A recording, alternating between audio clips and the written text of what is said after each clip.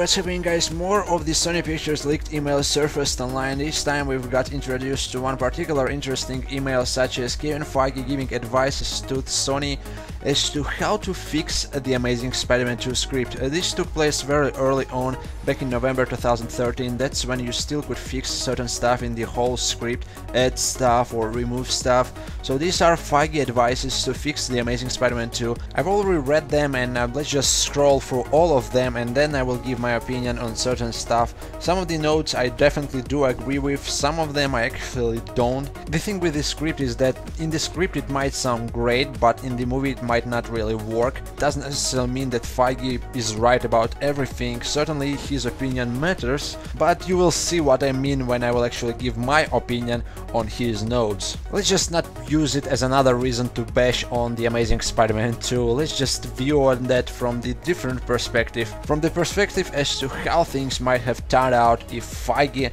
would be the one to give the final say in the Amazing Spider-Man 2 script. Don't show New Yorkers looting. Spider-Man needs to feel more directly responsible for preventing the planes from crashing. Don't need Aunt May in the kitchen. Maybe intercut the ending montage and hearing Gwen's speech with someone going into special projects and revealing more Easter eggs, and see that the Rhino case has been broke into and the suit is missing.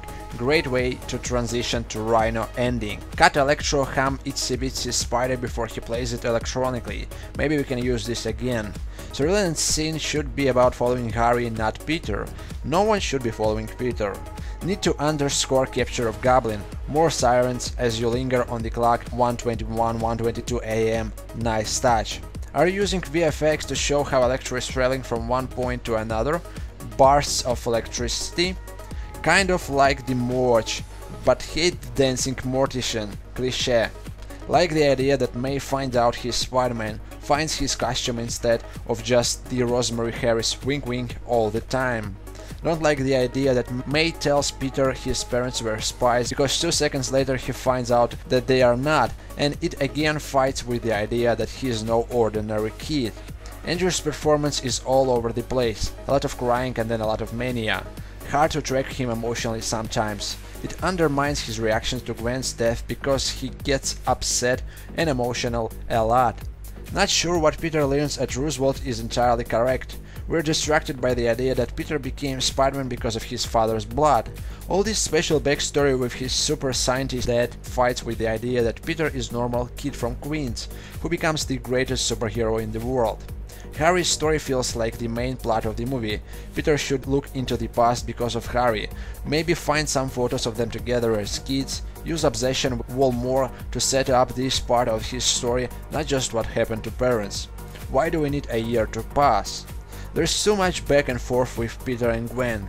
Can we recut the dim sum scenes so that it doesn't feel so repetitive of their breakup in the last movie? Can Peter be more honorable and definitive and less wishy-washy? Instead of seeing the ghost of Captain Stacy, can just hear the voice in Peter's head and maybe flash back to the last movie? Don't think we should add Cap Stacy back into the car chase. Stan Lee cameo. Maybe need a little bit more emphasis on Peter here is trying to get out of his costume and not being seen. Set up a little more of the pressure of the principal getting closer and closer to calling his name. Tiny note. Don't think Peter would lie to Gwen about sirens. Maybe he just downplays it. There could be a better way to reveal that Peter is missing graduation. Maybe when you cut out Gwen, you cut to the wide shot. Seems like the movie switches paths a lot. Paths is a point of view. Why are we in Mark's path during the car chase? Worth looking at this playing out of from Spidey's path. Needs to set up the power plant earlier, visually. Like the idea that Eels goes in his mouth and instead of burrowing, you see it glow within him. Real love Electro. Feels like you may not need this scene in his apartment, which makes him seem completely crazy and hard to relate to. Tone down Paul Giamatti's performance, so he seems a little bit more menacing and less cartoonish. If you cut Richard from the opening and the plane crash, maybe you could instead do Harry coming home and seeing Norman at top of the movie as a cold open. Cut out plane crash and Richard destroying spiders and start on armored car. Don't start with Spider-Man.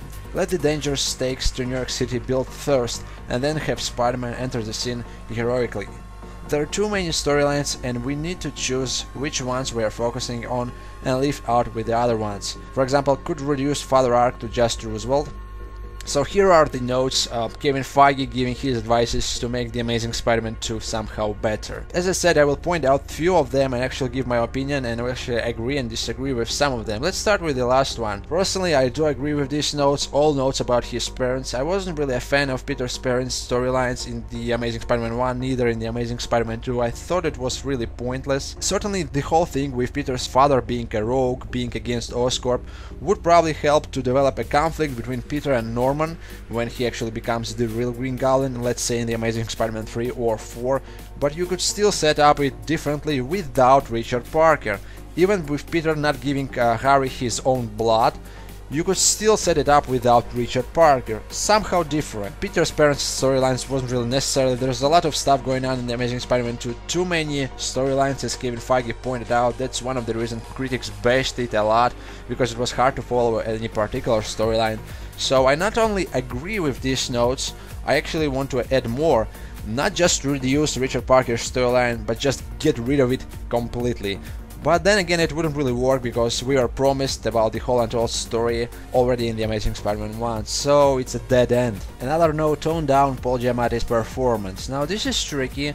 A lot of people complain how Rhino is stupid, how a stupid character he was, his portrayal, especially from such a great actor as Paul Giamatti, how cartoonish, childish he was, but as I already said many times, guys, that's Rhino in the comics. Spidey never took Rhino seriously. He's supposed to be dumb, he's supposed to be really cartoonish, he's supposed to be lame as villain, so toning down his performance would probably make people complain that Rhino isn't really done right.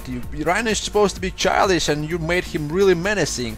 I guess you could make him more menacing in The Amazing Spider-Man 2, but honestly, just get rid of Rhino completely. If you don't want a cartoonish, childish character, just don't include Rhino, just choose somebody else, like Mysterio or somebody else, not Rhino.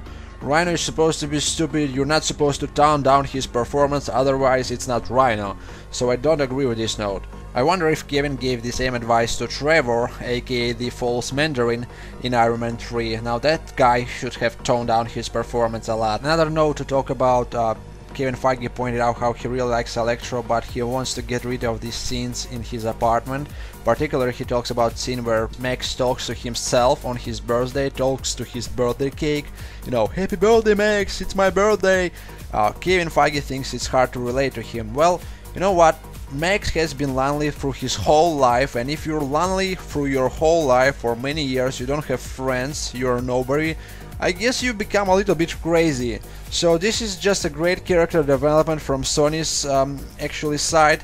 I really love these crazy Max scenes. It just proves that he became really crazy, it just gives him the reason to hate on everyone. He talks to his birthday cake and then he talks to himself during the Times Square scene. He's being watched by the whole New York City and he still talks to himself. It's all still in his head. So the scene in his apartment was really needed, especially a scene with his mother.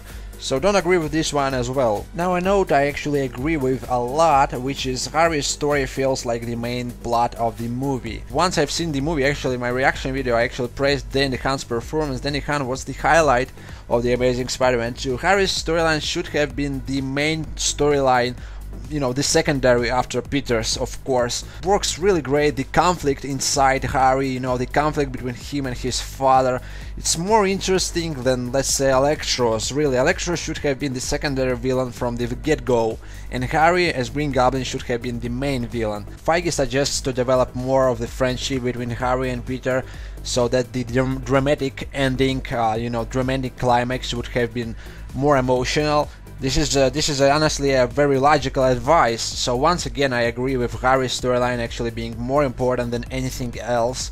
That's how it would make the ending more dramatic and more actually the audience make it attached to Harry Osborn's character even more, actually relate to him and feel for him. It would make Gwen's death even more emotional because of that, because of the whole tragedy between the two friends, Peter and Harry. Another note is more of a surprise to me, and I'm pretty sure surprise to you. Kevin Feige mentions that he really likes how May finds out that Peter is Spider-Man. So apparently in the very early script she found out he's Spider-Man by actually finding his costume. Pretty interesting, really surprising. I guess it could have worked really well in the movie, but then again, with all these storylines, Aunt May finding out he's Spider-Man would just make it more of a more complex movie. Don't show New Yorkers looting. Well, I guess that's what New Yorkers would have really do when they're actually the whole city is out of electricity. People would just steal stuff, rob shops and stuff like that. It's just more of a realistic approach towards a superhero film. Another note from Feige I don't agree about. He mentions that Andrew's performance is all over the place, he's way too emotional. Well, Andrew's performance was one of the few things which were praised almost by everyone once The Amazing Spider-Man 2 came out. His actual emotional scenes were pretty logical. He cried when it was really needed. He's being emotional, that's Peter Parker, that's, you know, he's not a robot, he's a human after all. So I think Andrew nailed it, and I don't really agree about Feige actually making remarks as to how he cries a lot. But then again, let's not forget that Feige gave his advices upon reading a text, not seeing performances, just reading a text which says Peter is crying. You know, the text is different from the performance on screen. Some stuff sounds good on the text, doesn't necessarily mean it will be good on the screen, and vice versa. So Feige had his reasons to be skeptical about certain stuff. Of course, all the other notes I kinda do agree with them, I guess at some degree. Personally, I think just a few things would have made The Amazing Spider-Man 2 a lot better. As I said, just get rid of Peter's parents' storyline. Who cares if they promise the untold storyline in this sequel? Just get rid of it. Make the movie better by getting rid of it. And second one, make Harry Osborn's storyline the main storyline, The Amazing Spider-Man 2, Peter and Harry's friendship. Make Electro a secondary villain. Yes, that's about it. Actually follow the script, less storylines, additional storylines, and more focusing on the friendship, focusing on actually the villain himself and how he becomes the villain. Tell me what you guys think about all these remarks. How would you personally fix The Amazing Spider-Man 2? That being said, I did enjoy The Amazing Spider-Man 2. Still, I will say that I enjoyed it a lot. It's just a matter of taste, I guess. I enjoyed this film, I enjoyed the first one. I'm glad they were actually made. No matter how we look at it, we can't fix it. It's all part of the history. If you like it just as I did, well, great. If you didn't, well, great, it's your opinion. Let's just look up onto the future, because Spider-Man is now part of Marvel and there's some great stuff which lies ahead. Thanks for watching, and I'm off for now.